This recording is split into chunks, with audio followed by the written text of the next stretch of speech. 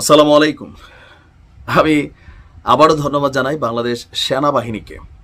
সেনাবাহিনীকে নিয়ে নানান ষড়যন্ত্র, কুপরিকল্পনা, অনেক কিছুই অপপ্রচার চলছে। বাট দিন শেষে একজন বাংলাদেশের সাধারণ নাগরিক হিসাবে সেনাবাহিনীতে শতভাগ আস্থা আমার যেমন রয়েছে, আমি বিশ্বাস করি একটা বড় অংশের মানুষেরই কিন্তু সেনাবাহিনীর প্রতি আস্থা রয়েছে। তো এই আস্থা অনাস্থার জায়গা থেকে গতকালকে আমাদের সেনাবাহিনীর তরফ থেকে একটা ঘোষণা আসছে। সেই ঘোষণাটাতে আমি মনে করি এবার সারা বাংলাদেশ তারের মতন সোজা হবে। কারণ সারা বাংলাদেশে ডক্টর ইউনূস ক্ষমতা নেওয়ার পরে যেই ঝামেলাটাতে সরকার বিতর্কিত হচ্ছে, এটা কিন্তু সরকার যে প্রশংসিত হচ্ছে তা না, কোন একটা গোষ্ঠী তাদের স্বার্থ উদ্ধার করতে পারতেছে, বাট বিতর্কের দায়টা সরকারের কাঁধেই পড়তেছে। আমি মনে করি সেনাবাহিনীর এই সিদ্ধান্ত এটা ডক্টর ইউনূস সরকারের জন্য প্রশংসা কুড়াবে।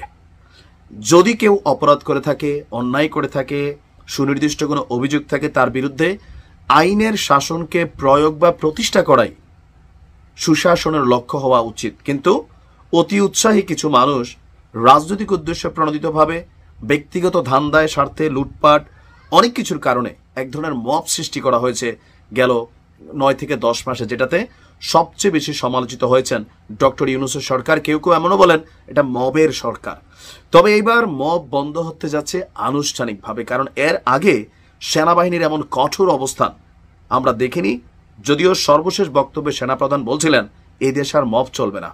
তো এই ঘটনার পরপর জাতীয় পার্টির যে চেয়ারম্যান আছেন জিএম কাদেরের বাড়ির ঘটনার পরপর এনসিপি, বিএনপির নেতাকর্মী সহ অনেককে ডেকেছিলেন আমাদের 72 পদাতিক ব্রিগেডের কমান্ডার, বাংলাদেশ সেনাবাহিনীর ব্রিগেডিয়ার জেনারেল হুমায়ুন কাইয়ুম। জাতীয় পার্টির নেতার এই ঘটনার পরিপ্রেক্ষিতে স্থানীয় বিএনপি, এনসিসি নেতাদের সাথে রংপুর স্টেডিয়ামে অস্থায়ী সেনা ক্যাম্পে তিনি ঘোষণা দিয়েছেন যে আপনার রাজনীতি বা মবের নামে দেশে নাশকতা আর কোনো সুযোগ নেই, বা মব তৈরিরও কোনো ধরনের কোনো সুযোগ নেই।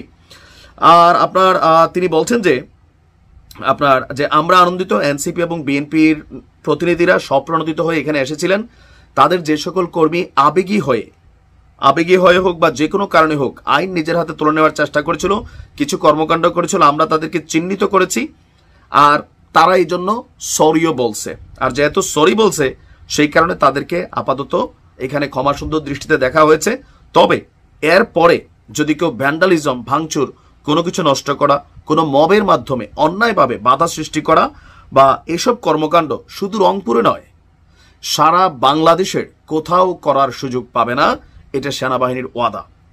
এবং তিনি বলছেন যে তখনই আমাকে কঠোর পাবেন বা সেনাবাহিনীকে কঠোর পাবেন যখন আপনি নিয়ম ভাঙবেন। তো সেটা যেন আমাকে করতে না হয়, সেনাবাহিনীকে করতে না হয়। আমরা চাই জনগণের সাথে হাসি মুখে থাকতে।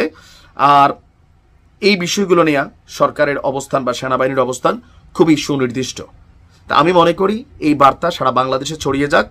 আমি মনে করি যে কারোর ব্যক্তিগত প্রপার্টি বা বাড়িঘরে আজকে আপনি সুযোগ পেয়ে, মমতাজ গ্রেপ্তার হয়েছে, তার বাড়িঘর আপনি বুলডোজার দিয়ে গুড়াই দিচ্ছেন, কারা করছেন, কেন করছেন? এই প্যানেলগুলা খুলে কই নিয়ে বেচা খাইছেন? কারা এগুলোকে দখল করছে? সেখানে নানান ধরনের ব্যবসা বাণিজ্য বা বিভিন্ন ধরনের অ্যাক্টিভিটিস করছে কারা? সরকার তো না। তাহলে কিন্তু বদনাম তো সরকারের। বদনাম হচ্ছে সেনাবাহিনীর। মাঠে সেনাবাহিনী আছে, পুলিশ আছে, আইন শৃঙ্খলা বাহিনীরও বদনাম হচ্ছে। সো যদি কোনো ব্যক্তি অপরাধী হয়ে থাকে, অভিযুক্ত হয়ে থাকে, তার বিরুদ্ধে আইনানুগ ব্যবস্থা নেওয়া হোক। আর সেনাবাহিনী প্রত্যেক এলাকায় নিজস্ব নাম্বার দিয়েছে। যে কোনো জায়গায় এরকম কোনো ঘটনা ঘটলে আপনি সেনাবাহিনীর সাথে যোগাযোগ করতে পারেন, নিরাপত্তা নিতে পারেন। ভালো থাকুন।